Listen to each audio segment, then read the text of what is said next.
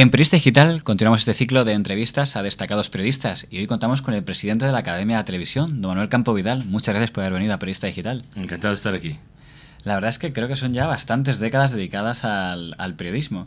Yo es que de niño quería ser periodista y de mayor también. Entonces, claro, dedicamos mucho tiempo. Yo empecé en la prensa escrita, después seguí en la televisión, después la radio. Paradójicamente yo hice televisión antes que radio, después volví a la televisión. Y la verdad es que todos los medios a mí me gustan mucho porque me gusta la comunicación básicamente, pero yo sinceramente disfruto igual en un programa de radio, haciendo entrevistas en televisión o dando una conferencia, porque todos son actos comunicativos y yo creo que eso es Hay que magnífico. decir que también ha escrito muchos manuales de ayuda a cómo comunicar mejor, como este que tengo aquí, que era ya el segundo, si no me equivoco, de por qué los profesionales no comunicamos mejor. Es que yo creo que esa es la asignatura pendiente de los profesionales españoles. Nosotros hemos comparado. Yo soy ingeniero técnico en electrónica. Yo he mirado qué hacen una persona que estudió como yo ingeniería técnica en Francia. Y hacen lo mismo. Ellos no estudian más álgebra lineal o más cálculo infinitesimal, si miramos las matemáticas o lo que sea, o más electrotecnia. No, exactamente igual o por equivalente, ¿no? Pero hay una gran diferencia. ¿Cuál? Que ellos lo saben contar mejor que nosotros. Hemos preguntado también qué hacen los economistas y hemos comparado pues lo que estudia un economista en España, lo que estudia en Alemania, y tampoco hay grandes diferencias. Una, ellos lo cuentan mejor que nosotros. Y fíjate, incluso en medicina yo tengo la impresión que los médicos españoles salen mejor preparados que los médicos de otros países. No tengo conocimientos científicos obviamente para decir esto, pero sí la observación. Y la observación nos dice que si no estuvieran tan bien preparados los médicos españoles, si no hubiera tanto talento científico aquí, no habría tantos médicos dirigiendo hospitales de relevancia en Estados Unidos. Estoy pensando en el cardiólogo Valentín Fuster, estoy pensando pues en Luis Rojas Marcos, que dirigía los servicios psiquiátricos de la ciudad de Nueva York, de una ciudad de 20 millones de habitantes, muchos países no llegan. Es decir, es la gran asignatura pendiente, no es la única, ¿eh? Los idiomas, la comunicación y el sentido emprendedor. Esa es otra conversación. Bueno, pues para retornar a los orígenes, usted conoció un grupo mediático muy curioso que hubo en Cataluña, que estoy pensando en el Grupo Mundo, de Sí. Sebastián Auger. Trabajé en él, Sebastián Auger, sí, trabajé en él.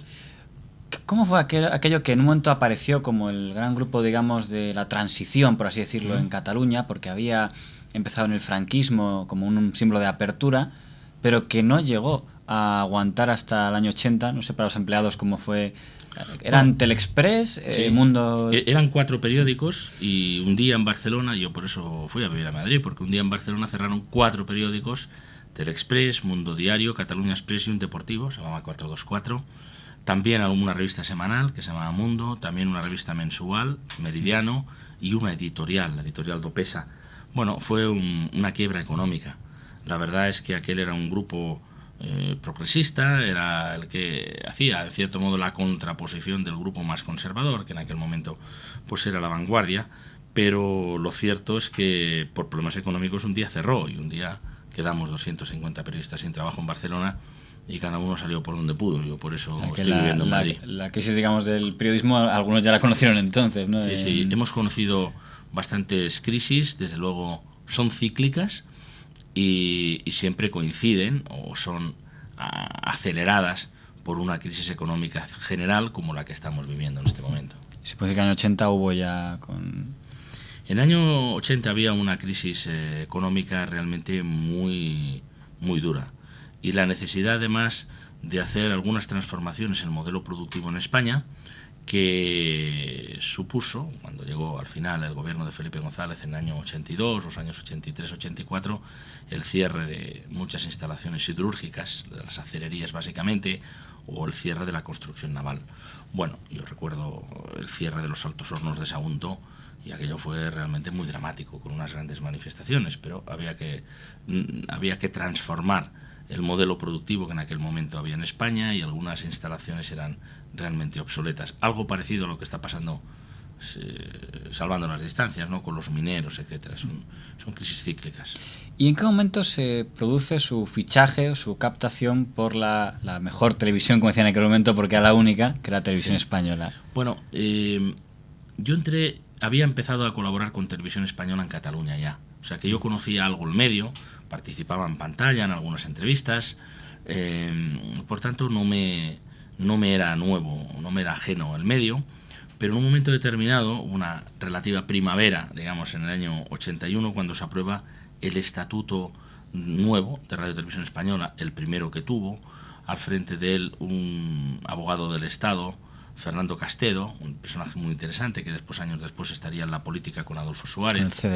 Y después, y ahí una persona que era el director del periódico que acaba de cerrar en Barcelona, Tristán La Rosa, le dieron un programa que se llamaba El Testigo, en el ámbito de los programas de José Luis Balbín. José Luis Balbín tenía no solamente su programa La Clave, personaje interesantísimo por otra parte, si podéis entrevistarlo. Sí, está por aquí.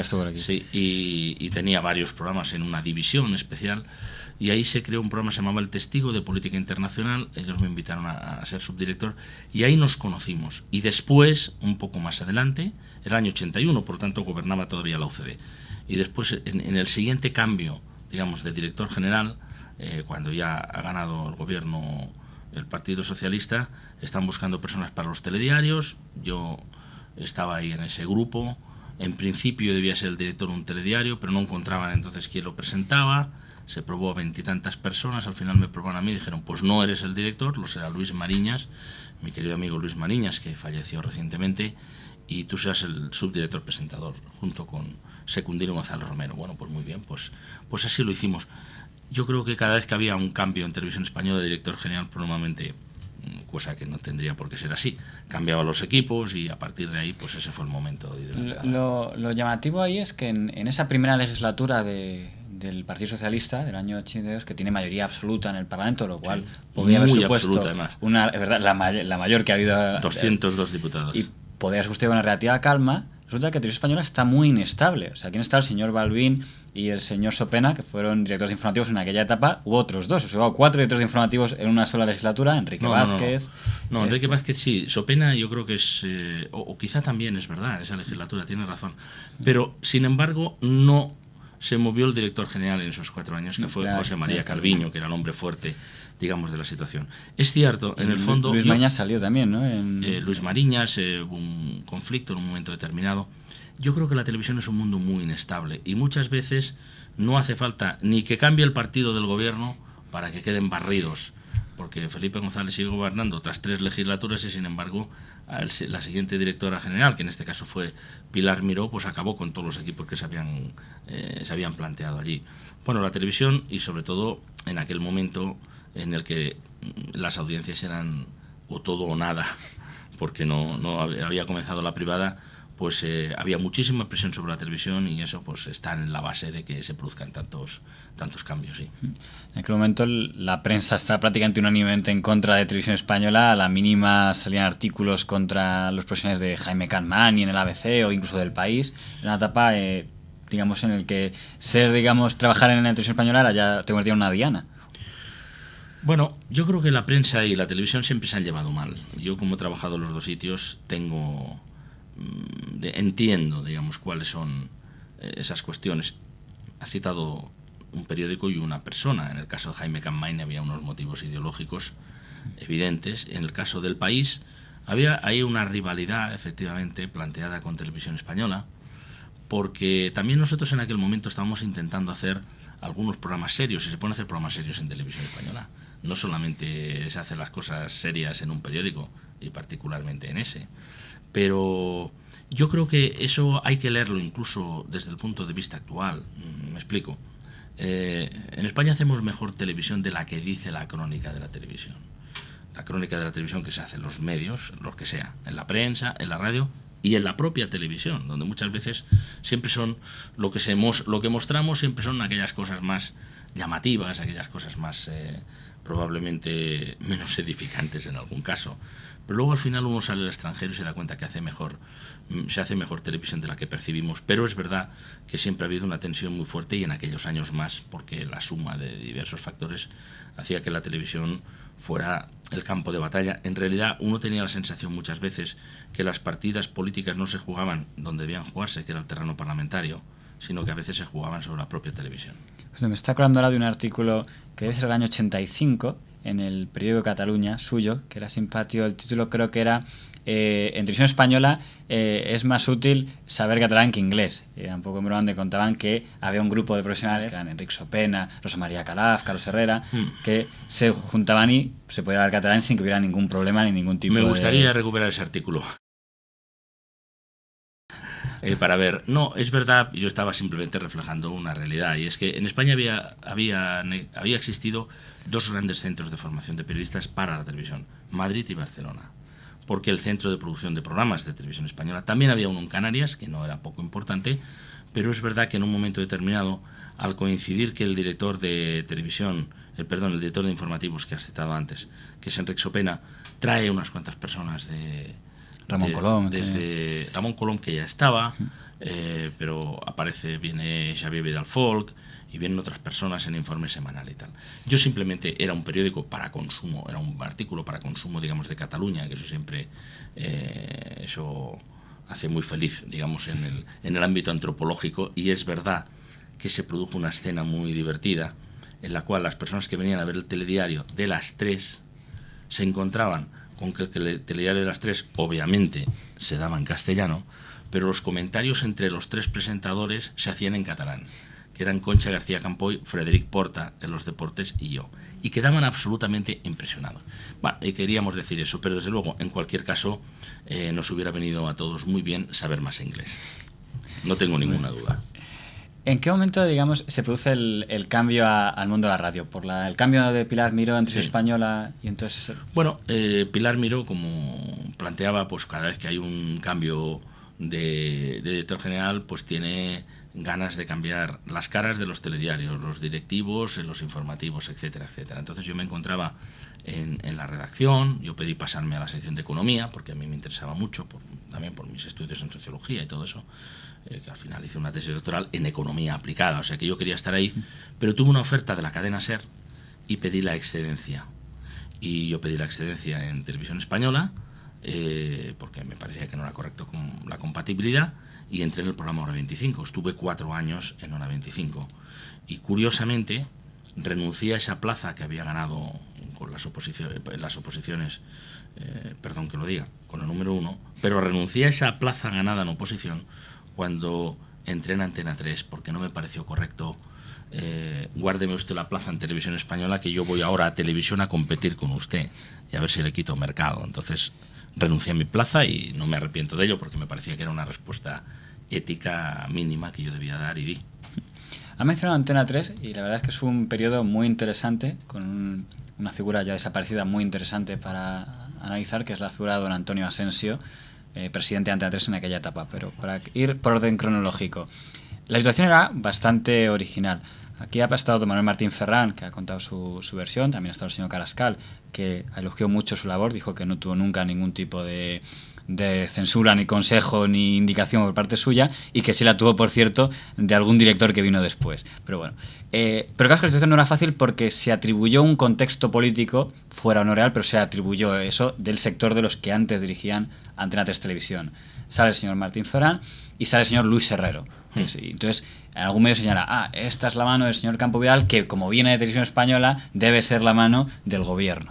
Pero estadísticamente no es así, porque Luis Herrero salió exactamente un día antes que yo me hiciera cargo de la situación. Aquí la cronología es importante. Por eso no tenía ninguna... O en las mismas horas, vamos, cuando yo estaba entrando por la puerta salía él. Y además recuerdo perfectamente que Antonio Asensio me dijo: he prescindido de Luis Herrero y de Federico Jiménez Los Santos, y eso a ti no te corresponde, eso es cosa mía, a partir de ahora empieza. O sea que no hay ahí, digamos, esa relación establecida. Yo creo que Martín Ferrán fue un hombre muy importante en la historia de los medios de comunicación, y de forma especial yo le tengo un gran respeto, porque él creó Hora 25 en 1972, en un momento en el que no se podía hacer información en radio en España. Todas las emisoras de radio en España estaban obligadas a conectar con lo que se llamaba popularmente el parte de Radio Nacional, y a la hora de los informativos, la SER no tenía informativos, la COPE no tenía informativos, las emisoras que hubiera en aquel momento, Radio España en Barcelona, la Inter, que se llamaba Intercontinental, etcétera, todos estos conectaban obligatoriamente por ley con Radio Nacional de España. Y eso duró hasta octubre, con Adolfo Suárez como presidente, de 1976. Durante 4 años, Martín Ferrán creó un programa, no estuvo los 4 años, pero él fue el fundador, en el que se trataba de burlar diariamente a la censura.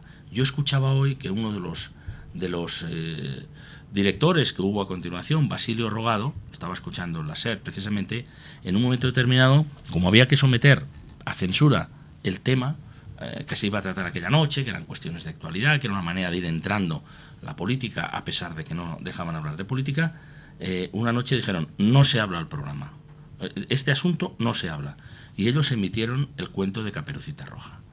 Y todo el mundo entendió que había la mano de la censura, porque es evidente que un programa de actualidad no va a poner Caperucita Roja. El cuento de Caperucita Roja.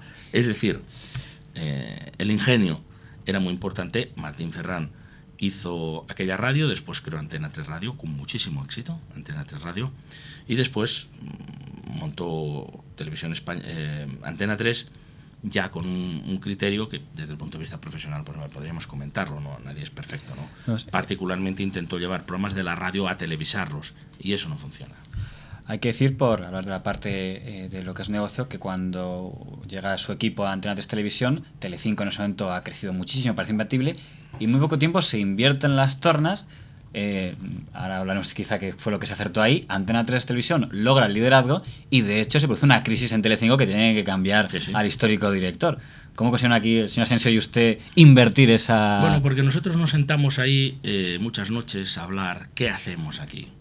Efectivamente, en Telecinco estaban las mamachicho. Entonces decíamos, si nosotros hacemos unas mamachicho, pues o las desnudamos más...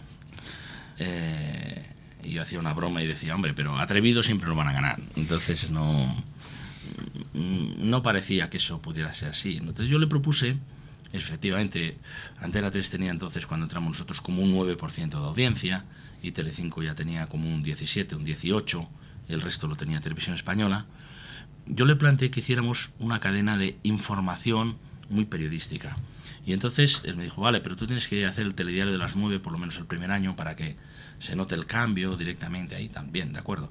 Pero nosotros hicimos varios programas de debates. Hacíamos un programa, Jesús Hermida hacía un programa extraordinario que se llamaba 5 contra 5, si no recuerdo mal. Mercedes Milá hacía un programa magnífico que se llamaba Queremos Saber, que era también un programa de entrevistas y un programa en el que había algunos debates. Yo mismo, cuando dejé el telediario, pasé a hacer un programa que también eran entrevistas y debates, que se llamaba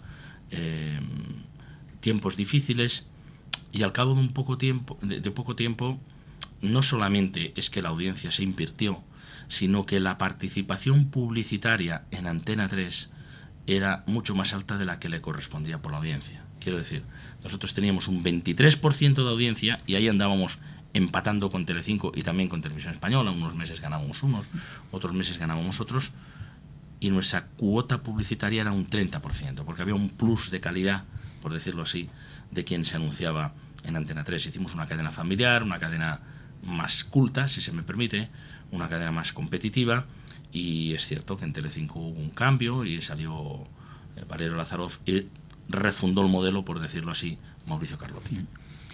Hubo también, recuerdo que hubo grandes programas espectaculares como el Juego a la Oca de Emil Aragón o Alfonso Arús. Efectivamente, nosotros compramos ese formato a la televisión italiana y Emilio Aragón fue su presentador con Lidia Bosch. Después, en otro momento determinado, fue Pepe Navarro con Ivonne Reyes, si no recuerdo mal, y alguna otra persona. Bueno, la verdad es que le dimos la vuelta a la situación y aquello fue enormemente interesante. Yo estuve 5 años en Antena 3 y fueron 5 años apasionantes, pero volvió a cambiar la propiedad. Sale Martín Ferrán porque vende el conde de Godó, que era el presidente, y salimos nosotros, como es lógico, y sobre todo yo, que ya entonces era vicepresidente de la compañía, y cuanto más cargo tienes, más rápido sales, cuando Antonio Asensio tuvo que vender a Telefónica. Él no quería vender, pero tuvo que vender a Telefónica. Este punto es muy interesante que lo plantee. Cuando estuvo aquí el señor Oneto, lo comentamos porque era muy, muy curioso aquí también la cronología de lo que había pasado en los meses poco después de que haya un cambio en la Moncloa. Para ir por dentro. Primero, aparece que hay una enemistad manifiesta, el famoso conflicto del fútbol, entre el grupo Z, que era el que entonces mandaba en Antena 3, y el grupo Prisa. y que parece, en ese momento se interpreta que el grupo de Antena 3 estará un poco más cerca del gobierno nuevo que llega. Luego llega la famosa Nochebuena, y entonces se produce un hecho que creo que no ha vuelto a pasar, que es que un empresario denuncia en el Congreso que ha habido presiones directas de un portavoz del gobierno. Y digo esto porque además creo que como adjuntando en esa denuncia incluyó los testimonios de varios profesionales, incluyendo el suyo, de esas presiones. En su caso me parece que un director de periódico le dijo a usted que si no se rompía ese pacto podía pasar como lo de Rumasa. Y luego acaba vendiendo a un grupo cercano al gobierno. Entonces, esa cronología, como que usted era el número 2 de la cadena exactamente, ¿qué pasaba ahí dentro en aquel momento? Pues yo creo que el asunto es claro y el grupo, el momento en que gana José María Aznar, en el mes de marzo del año 1996, comienza a haber unas presiones muy importantes porque él quería un grupo afín, digamos, a su cadena. En ese caso hay unas presiones muy fuertes, se intenta que se le venda al grupo mexicano de Televisa, no se vende, Luis Marianson sabe de esa parte porque él era el representante de Televisa en aquel momento en España y efectivamente la guerra del fútbol, las guerras hay que hacerlas, las guerras empresariales también, pero después hay que hacer la paz y no tenía sentido porque era imposible explotar los derechos de televisión en España cuando nosotros en nuestro grupo, que era Antena 3 y en alianza con la Televisión de Cataluña, teníamos al Real Madrid, teníamos al Barcelona y teníamos unos cuantos equipos en España, también el Valencia, también el Sevilla y el Betis, pero había otro grupo que tenía el Zaragoza y que tenía el Deportivo de La Coruña, etcétera. Por tanto, teníamos que ponernos de acuerdo en algún momento determinado para explotar conjuntamente los derechos. Ese fue el llamado Pacto de Nochebuena, que es verdad que enfureció de forma muy especial al entonces vicepresidente del gobierno, el señor Álvarez Cascos. Bueno, las presiones se intensificaron a partir de ese momento y Antonio Asensio, en un momento determinado, el mes de julio de 1997, no tuvo más remedio que vender, porque si no, recibió una indicación de que la licencia que iba a concluir al año siguiente no se la renovaría el gobierno, con lo cual toda la inversión que había hecho valía cero. Así que tuvo que vender. Y vendió, y a partir de ahí no es que vendiera casualmente a un grupo cercano al gobierno, es que se le obligó a vender, y se le obligó a vender a quien le ofreció una salida económica digna, y la verdad es que él sufrió un disgusto tremendo, y los hechos son los hechos, murió 2 años después de un tumor cerebral. Y por terminar de colocar los personajes de aquella guerra, el papel del diario El Mundo, que atacó mucho a usted, pero sobre todo al señor Asensio, aunque después también acabó en guerra con Telefónica, en aquel momento de que le dice, es verdad lo de que le dijo a usted de que si no rompía el pacto con Prisa podían intervenirle como Ruiz Mateos. Bueno, en aquellos días nosotros habíamos recibido comunicaciones efectivamente muy, muy complicadas de todas partes, pero nosotros hicimos lo que creíamos que teníamos que hacer y yo creo que si después de una guerra del fútbol y tienen que jugar 20 equipos, un grupo tiene 12 y el otro 8, pues es que teníamos que ponernos de acuerdo con el que lo tenía. Todo lo demás eran operaciones interesadas, particulares, que cada uno juega las suyas y a veces le salen bien o a veces no le salen bien. Pero, bueno, esa es la historia de los medios de comunicación. Déjame decirte, Juan Francisco, que me sorprende que te lo sepas también con lo joven que eres, porque eso son cosas de hace muchos años y veo que lo conoces perfectamente al detalle, así que mi reconocimiento porque te has documentado muy bien.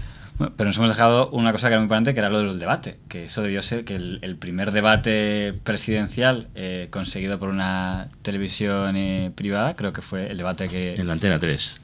Fue antes que el de Luis Manilla, ¿no? El primero fue... Sí, ahí. Bueno, la verdad es que nosotros conseguimos un debate y para nuestra sorpresa nos dieron 2, esa es la verdad. Y entonces yo le planteé, yo ya había hecho debates en la SER, los debates yo los comencé, debates electorales. En la SER, el primero fue en el año 1987, con Manuel Fraga y Fernando Morán, candidatos, uno del Partido Popular y el otro del Partido Socialista, a unas elecciones europeas. Habíamos hecho bastantes debates electorales también, pero no de los número 1 en unas elecciones nacionales. Yo pasé a la televisión, le planteé a Antonio Asensio, mira, yo creo que hay esta posibilidad, eso sería muy bueno para la cadena.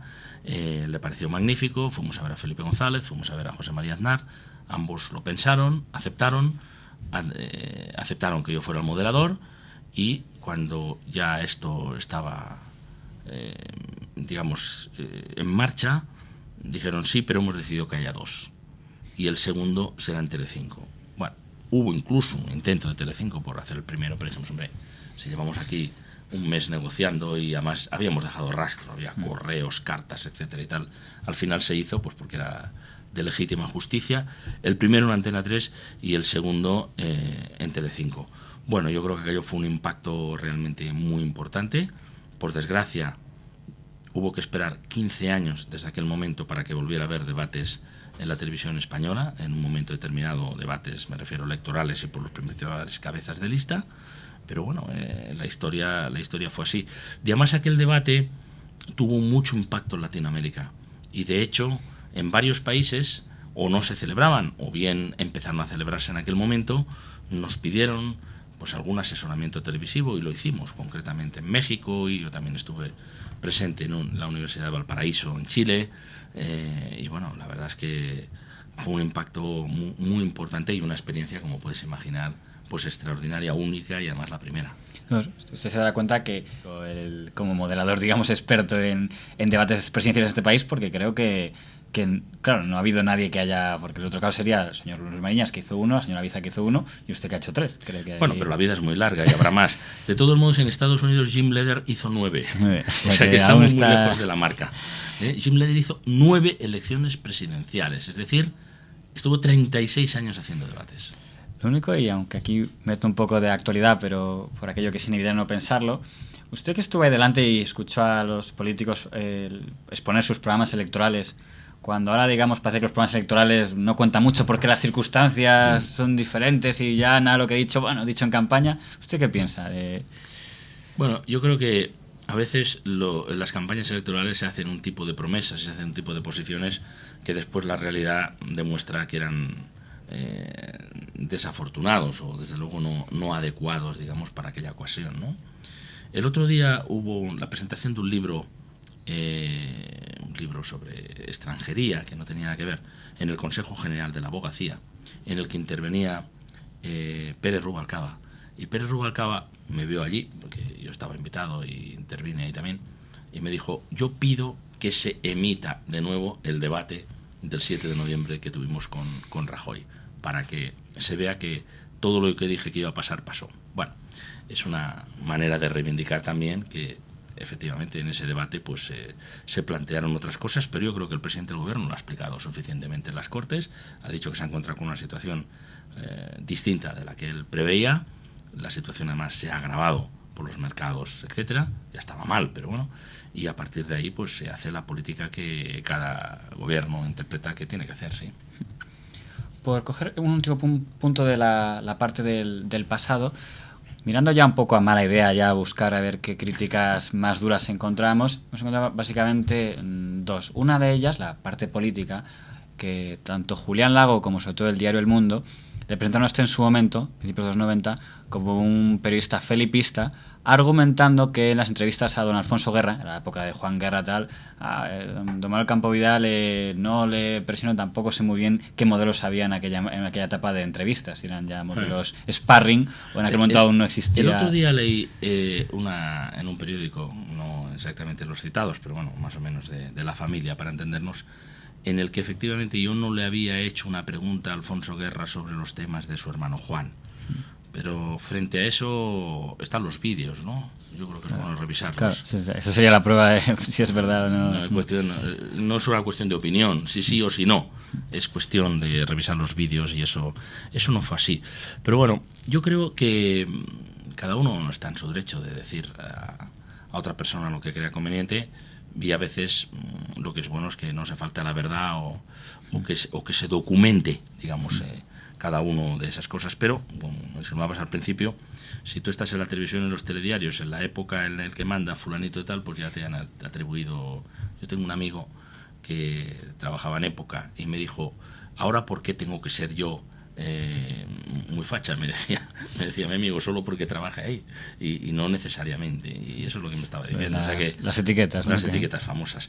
De todos modos, y en general, a mí me gustaría decir que nosotros vivimos en un país que tiene una excesiva afición a trincherarse y a tomar partido, y yo creo que eso está en la base de la falta de credibilidad del periodismo, porque vas a empezar determinadas tertulias que ves en televisión o en la radio, y cualquiera es capaz de decir o adelantar lo que va a decir uno se va a apoyar y lo que va a adelantar el otro. Lo cual yo creo que este es muy mal asunto, porque si no hay una relativa, por lo menos relativa, independencia de criterio, pues así no hacemos nada. La otra historia negra, aunque eso quizá no sea atribuible a usted, sino a alguien de en medio, cuando aquí estuvo Nieves Herrero y se le preguntó por el célebre incidente que tantas veces se ha hablado del especial de Alcácer, él lo atribuyó a los directivos de Antena 3. ¿Por qué? Porque decía que no era responsable de ella, sino de los directivos. No supongo que sea alguien de en medio, no creo que fuera directamente usted que era el director de Antena.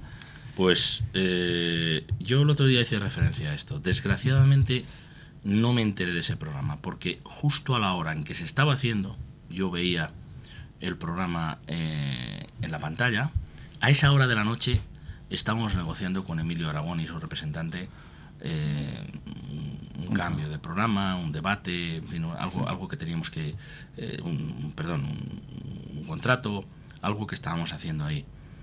Yo no tengo constancia de que nadie, desde luego yo no, porque no le di ninguna instrucción a ella sobre la cuestión, y no tengo constancia, para mí es la primera noticia, de que ningún directivo intermedio entre ella y yo le diera ninguna instrucción. Yo creo que cada uno somos responsables de lo que decimos, y a veces todos pues nos podemos equivocar o podemos tener un gran día, pero cuando uno está ante un micrófono, lo que dices, tú eres el responsable, o lo que haces o lo que orientas. Yo creo que buscar excusas de otra naturaleza, pues en fin, cada uno puede hacer lo que crea conveniente, pero vamos, yo sinceramente, primera noticia. En tu caso, para que terminar, hay que decir que en aquella etapa en Antena 3, el balance en general, creo que hubo pocos programas que puedan ser catalogados de corazón o de lo que ahora se llama, ¿no? En aquella época no habría casi... Eran otros tiempos y afortunadamente pues no estábamos, hoy seguramente pues el programa aquel famoso de las niñas de Alcácer, de Nieves Herrero, visto a la luz de otros programas que hemos visto hoy posteriormente, no nos llamaría tanto la atención. En aquel momento sí generó un impacto. Por centrarnos en la parte actual ya para terminar, hace poco le vi en 13 Televisión comentar un titular que fue muy duro, que es: hay demasiados estudiantes de periodismo en este país.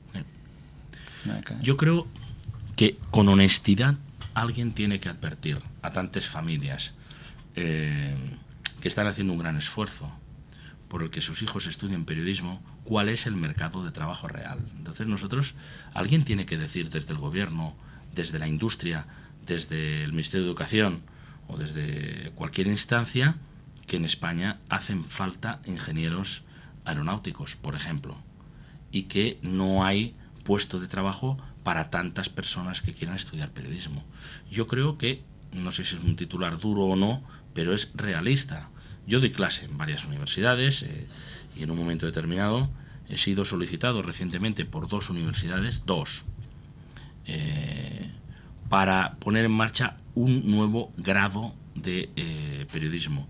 Y yo no he aceptado, porque me parece que tratar de crear la imagen de animar a tantas familias a sí, que su hijo estudie periodismo, etcétera, cuando después el mercado es el mercado, pues alguien lo tiene que decir. Entonces yo no es que tenga que decir nada, yo no pertenezco a ninguna institución, pero tengo que decir la verdad, porque creo que, aunque no guste lo que digas, siempre me va a agradecer más que digas sinceramente lo que piense, porque desgraciadamente en este caso lo que yo pienso está cerca de la realidad, ¿no? Mira, el otro día estábamos con un grupo de periodistas, colegas de Antena 3, de mi época de Antena 3 y de mi mujer, María Rey, y estábamos cenando.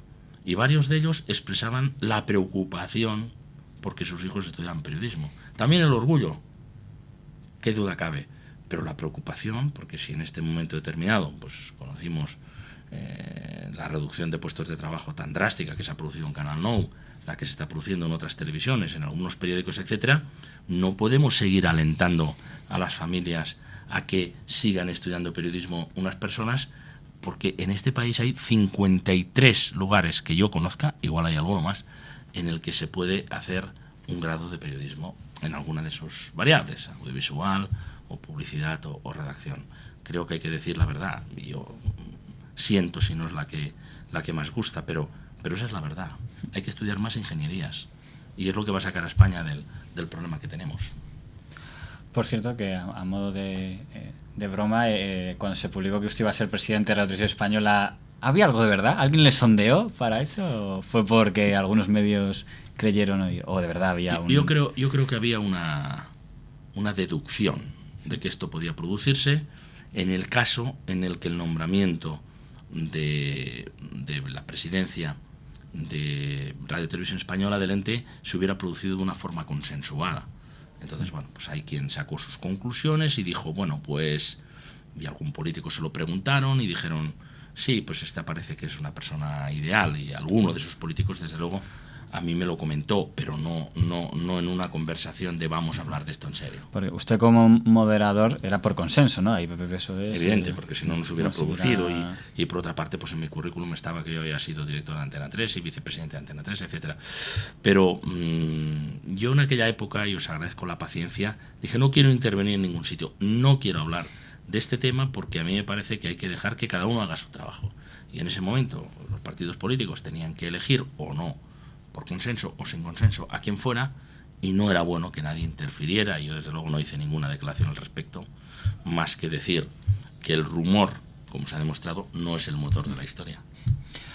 Bueno, pues yo le agradezco. Bueno, yo no quiero no preguntarle, ahora cuando acaba esta etapa de televisión española y se oye con frecuencia el San Benito de que este equipo de televisión española ha sido el mejor de la historia de televisión española, yo tengo mucho interés en saber en los que han sido profesionales de televisión española, porque sin querer se hace una comparación de decir, hombre, en televisión española ha trabajado gente muy profesional, mencionamos antes a Castedo, a Alvin. Entonces, el San Benito de los que han salido ahora de informativos se podría... Bueno, no han salido. Los que dicen que han salido ahora de informativos se podría decir que ha sido el mejor que Yo ha creo habido. que en los últimos años se produjo algo que era insólito en la historia de televisión española, y es que hubo un intento desde la dirección de los informativos de televisión de instalar esos programas en la neutralidad. La neutralidad exacta no existe, la objetividad no existe, pero si se hace un esfuerzo por acercarse a ella se pueden dar muchos pasos. Entonces es verdad que en los últimos años ha habido un grupo de profesionales que tuvieron la oportunidad, y yo desde luego lo celebro, de organizar sus informativos tendiendo a la neutralidad. Bueno, yo creo que eso sería muy bueno que se mantuviera y hacemos todos votos porque eso se mantenga, pero bueno, tenemos que verlo en la práctica cuando no sea así, y ojalá no lo vea. Pues don Manuel Campo Vidal, muchas gracias por haber compartido este rato con Periodista Digital. Encantado de estar aquí. Gracias.